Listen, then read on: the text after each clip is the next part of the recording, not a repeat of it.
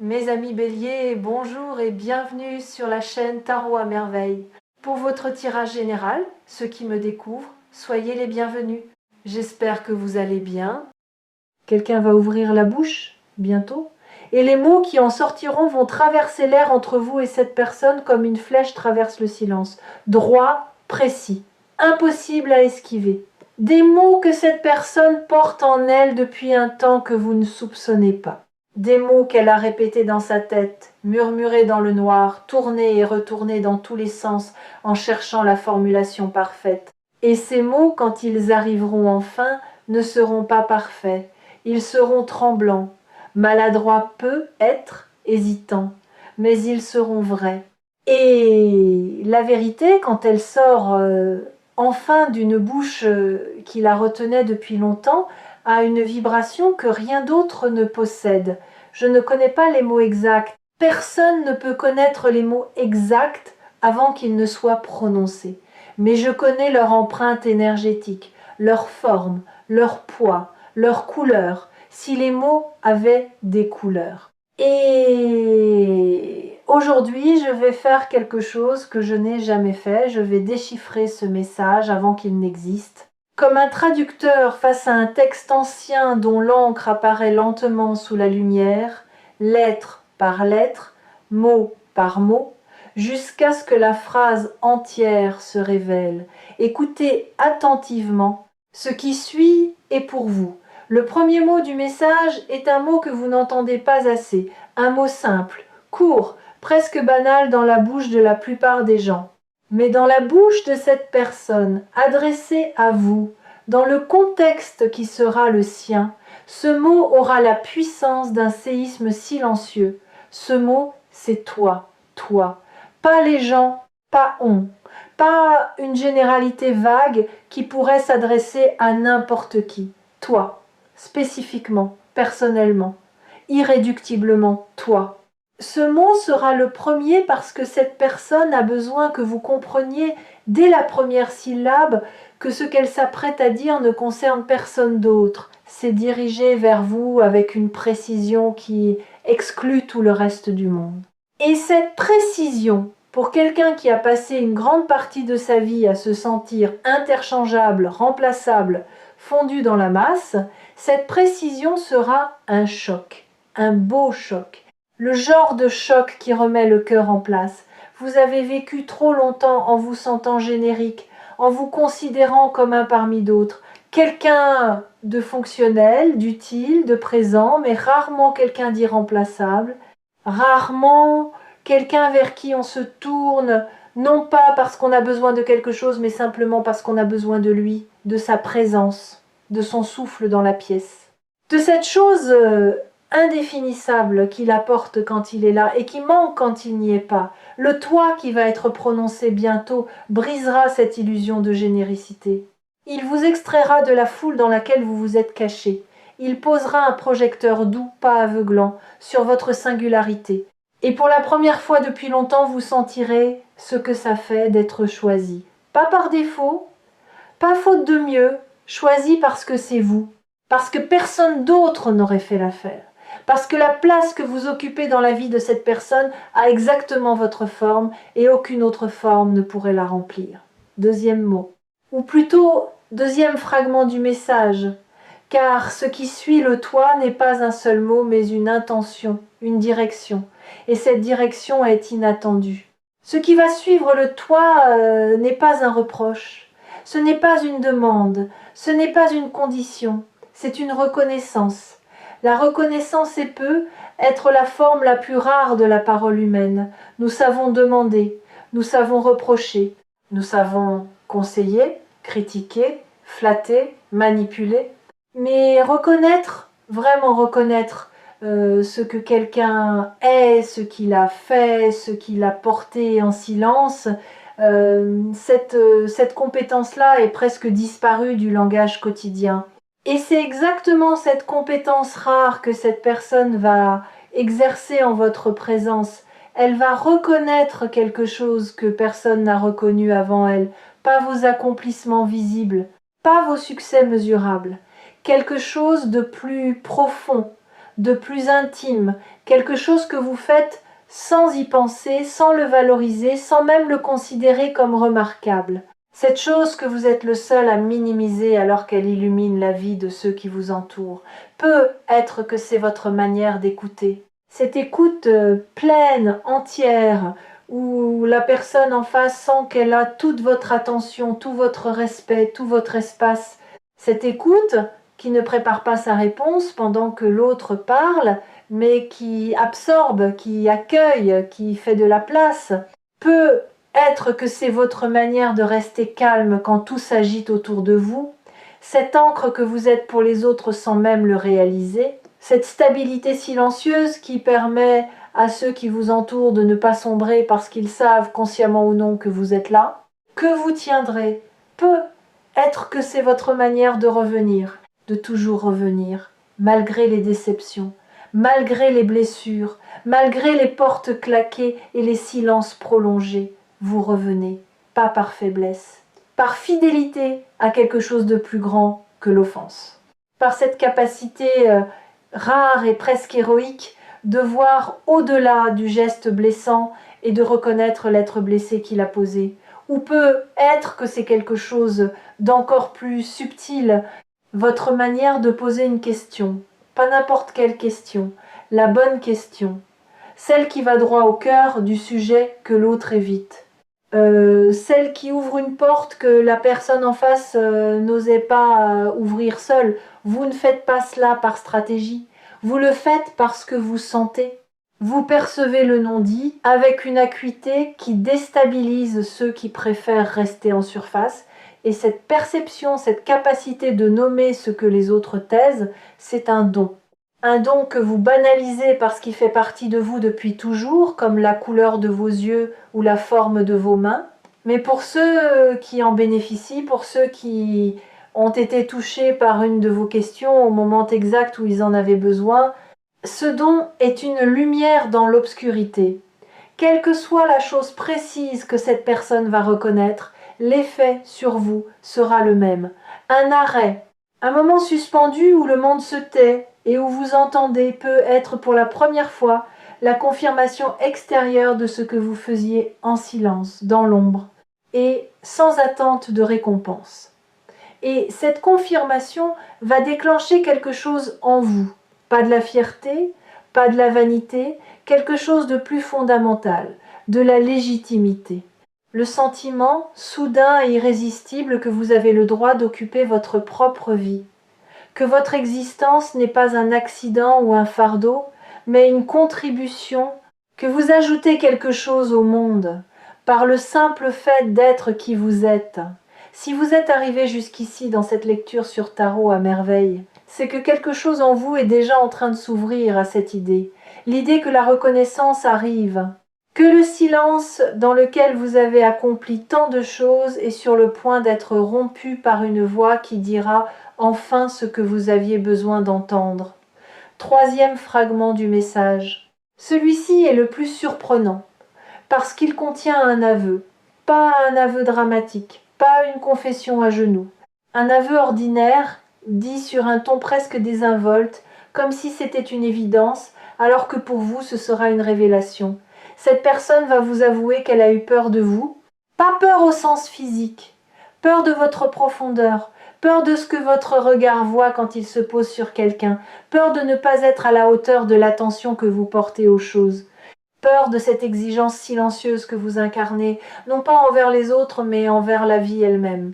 Vous avez une manière d'être au monde qui, sans le vouloir, élève le niveau, qui rappelle aux gens qui pourraient être plus vrais, plus présents, plus courageux. Et cette élévation involontaire, elle intimide. Vous ne le saviez pas, ou plutôt vous ne le croyez pas, parce que de l'intérieur, vous vous voyez comme quelqu'un de simple, quelqu'un qui essaie, qui doute, qui trébuche. Vous ne voyez pas l'impact que votre simplicité authentique a sur les autres. Vous ne mesurez pas la puissance de votre refus de jouer un rôle dans un monde où presque tout le monde joue. Il y a un mot pour désigner ce que vous êtes, un mot que vous n'utiliseriez jamais pour vous décrire. Ce mot, c'est référence. Vous êtes devenu, sans le chercher, une référence pour cette personne. Pas un modèle parfait sur un piédestal, une référence humaine, un étalon de mesure vivant pour ce qui compte vraiment. Quand elle doute de sa propre sincérité, elle pense à la vôtre.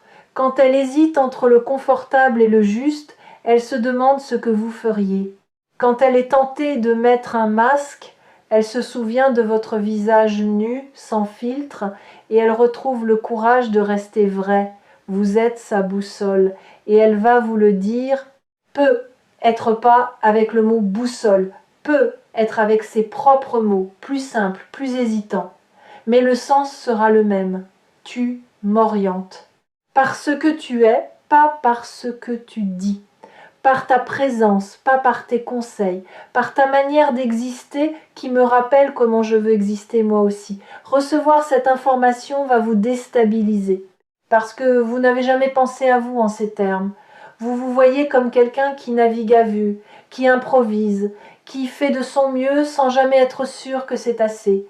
Et apprendre que se faire de son mieux bancal et tâtonnant est devenu la lumière de quelqu'un d'autre, cela va redistribuer les cartes de votre propre perception.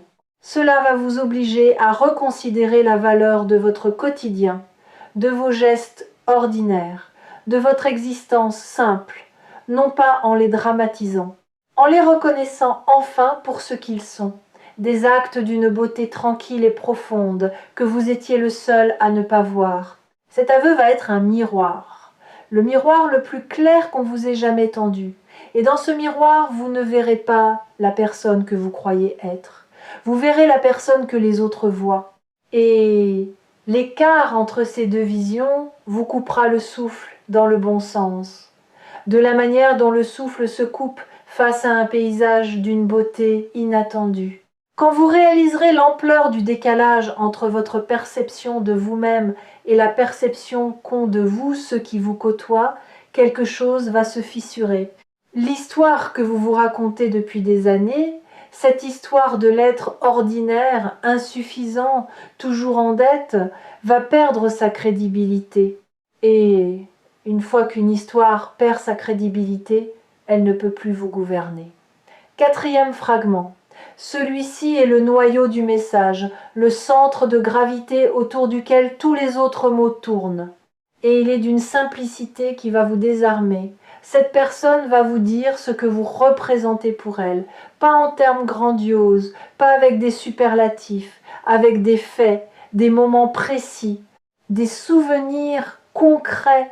Elle va vous dire « Tu te souviens de ce jour où tu as fait telle chose ? Eh bien ce jour-là tu m'as changé. Tu ne le sais pas, tu ne l'as jamais su. Mais ce jour-là, quelque chose s'est déplacé en moi. Quelque chose qui n'a plus jamais bougé depuis. Et vous, en entendant cela, vous allez chercher dans votre mémoire.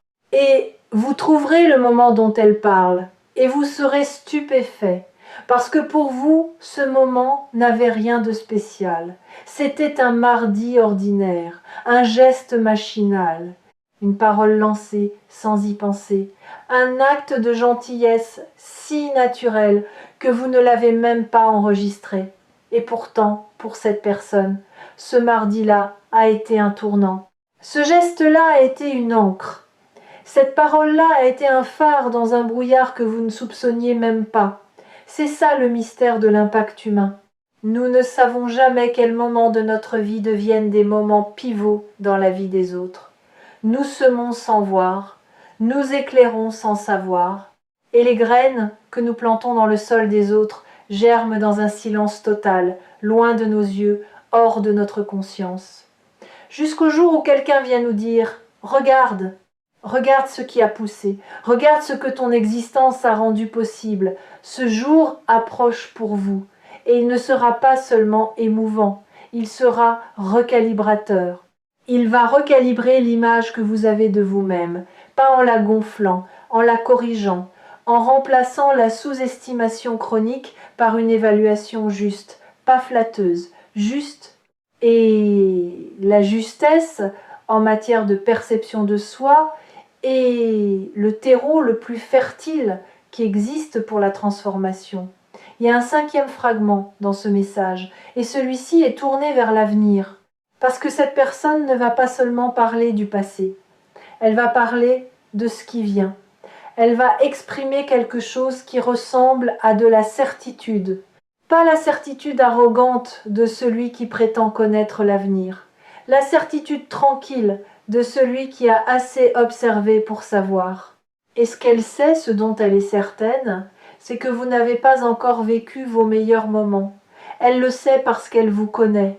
Pas la version de vous que vous montrez au monde, la version de vous qui existe dans les interstices, dans les moments non surveillés, dans les gestes que personne ne remarque.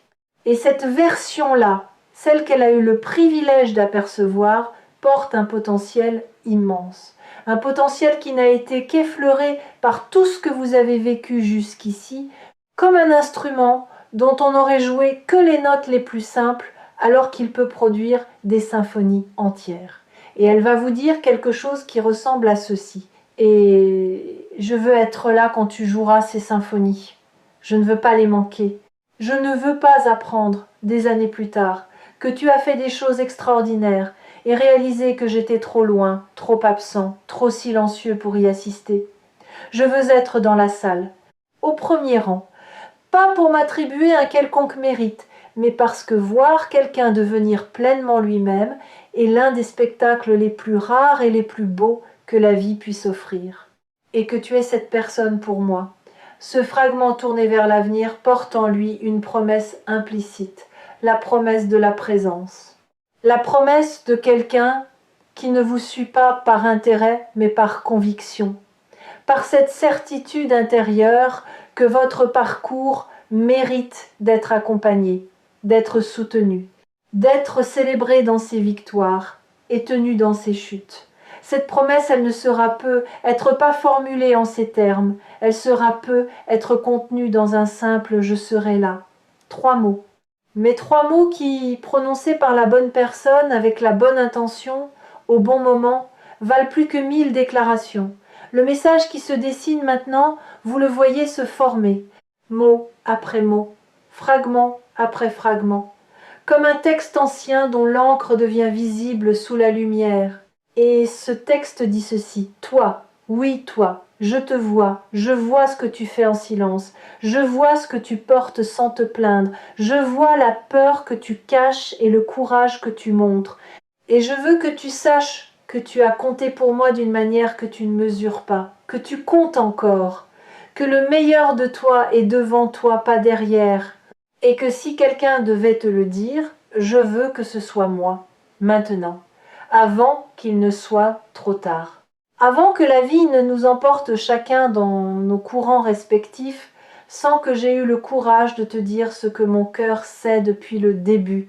Voilà le message, voilà ce que quelqu'un va vous dire. Peut être pas avec ces mots-là, peut être avec d'autres, peut être même sans mots du tout, par un geste, un regard, une présence qui en dira plus que n'importe quel discours. Mais l'essence sera la même, la vibration sera identique, et quand vous la recevrez, votre corps la reconnaîtra avant votre esprit. Vos yeux s'humidifieront avant que votre mental ne comprenne pourquoi. Votre gorge se serrera avant que les mots de réponse ne se forment. Et dans ce moment de reconnaissance physique antérieure à toute pensée, vous saurez que c'est vrai, que ce n'est pas de la flatterie, que ce n'est pas de la politesse, que c'est le cœur d'un être humain qui parle au cœur d'un autre être humain dans la langue la plus ancienne du monde. Les fidèles de tarot à merveille savent que certains messages ne font pas que passer, ils s'installent, ils prennent racine, ils deviennent une partie de votre paysage intérieur, aussi permanent qu'un arbre dans un jardin. Ce message-ci est de cela. Il va s'installer en vous et y rester longtemps après que cette vidéo sera terminée, mais il y a un dernier élément que je dois aborder et il vous concerne directement. Pas cette personne, vous. Quand ce message arrivera, votre premier réflexe sera de le minimiser, de le réduire, de trouver des raisons pour lesquelles il n'est pas aussi significatif qu'il en a l'air. C'est votre mécanisme de défense le plus ancien. celui que vous avez développé dans l'enfance pour ne pas être déçu. Si vous ne croyez pas aux belles choses qu'on vous dit, elles ne peuvent pas vous être reprises. Si vous n'acceptez pas pleinement un compliment, sa perte ne vous blessera pas. Ce mécanisme vous a protégé pendant des années. Mais aujourd'hui, il est devenu votre geôlier. Il vous emprisonne dans une version de vous-même qui est trop petite pour contenir tout ce que vous êtes réellement. Regardez comment ce mécanisme fonctionne au quotidien. Quelqu'un vous complimente et vous répondez immédiatement « Oh, c'est rien » ou « N'importe qui aurait fait pareil ». Quelqu'un reconnaît votre talent et vous trouvez instantanément une raison pour laquelle ce talent ne compte pas vraiment. Quelqu'un vous dit qu'il vous admire et vous cherchez frénétiquement ce qu'il peut bien vous vouloir. Parce que l'idée qu'on puisse vous admirer gratuitement, sans arrière-pensée, vous semble littéralement incroyable. Ce réflexe de diminution automatique est devenu si naturel que vous ne le voyez même plus. Il fait partie de votre façon de respirer, de votre façon d'exister dans le monde. Et il a construit autour de vous un plafond invisible, un plafond qui limite votre croissance, vos ambitions, votre joie même, à un niveau que votre mécanisme de défense considère comme sûr. Tout ce qui dépasse ce niveau déclenche l'alarme, et l'alarme se manifeste par la minimisation.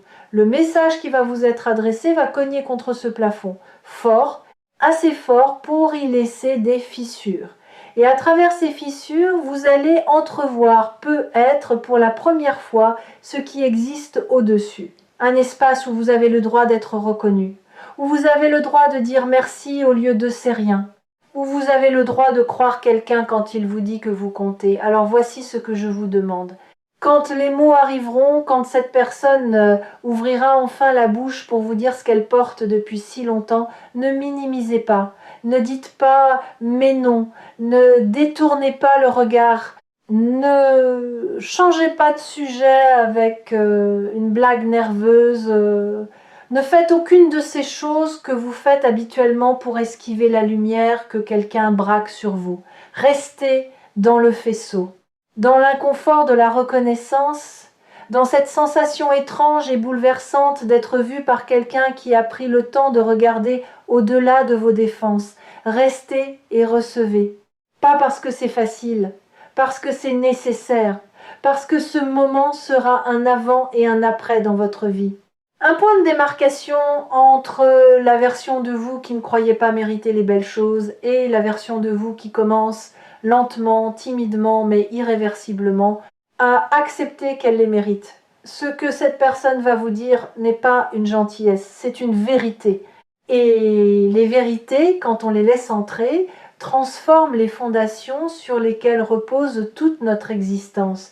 Elles changent la manière dont on se lève le matin, la manière dont on se regarde dans le miroir, la manière dont on traverse les jours difficiles, parce qu'on ne traverse plus en se demandant si l'on mérite d'arriver de l'autre côté. On traverse avec la certitude qu'au moins une personne sur cette terre sait exactement qui l'on est et ne nous en aime que davantage. Préparez votre cœur, pas en le blindant, en le déverrouillant. Desserrez les chaînes, soulevez les barricades, ouvrez les volets que vous gardez fermés depuis si longtemps. Et quand la lumière entrera, quand les mots se poseront sur vous comme une pluie tiède après des mois de sécheresse, laissez-vous mouiller, laissez-vous toucher, laissez-vous transformer. Revenez sur Tarot à merveille chaque fois que vous aurez besoin de vous rappeler que ce message existe, qu'il est en route, que quelqu'un, en ce moment même, cherche le courage de vous le livrer, et que ce courage, il le trouvera, parce que la vérité est plus forte que la peur, toujours. Sans exception, écoutez attentivement, les premiers mots sont déjà dans l'air, vous les entendrez bientôt, et quand vous les entendrez, souvenez-vous de cette vidéo.